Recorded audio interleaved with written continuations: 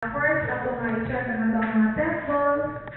Atong gamito ng magnets to check kung mapilit ba ang mga screws.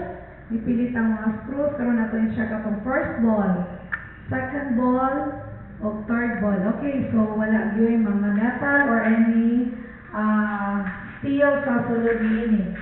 Karoon ato na ihulog ang ato ang official balls. First ball sa first chamber, second ball sa second chamber, o third ball sa third chamber. Karoon ato na i-press ang ato ang start button, sir, o release the ball.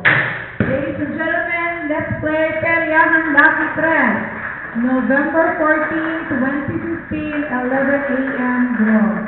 Okay, so sunod sa 40 segundos, ato nang masayang kung saan mudaog ng mga numero.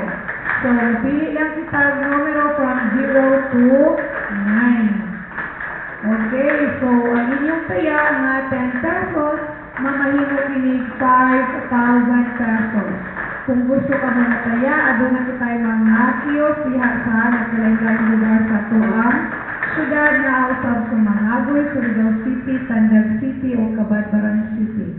Okay, unang lang ato machine. Ang first winning number is number 6. Second winning number is number 9. Third winning number is number 8. Okay, so ang ato winning combination for 11 a.m. draw, November 14, 2015, 698. Ako sa board, 698. So, salamat sa makanunayang pagsuporta sa Peryahan Lucky Tres. Maraming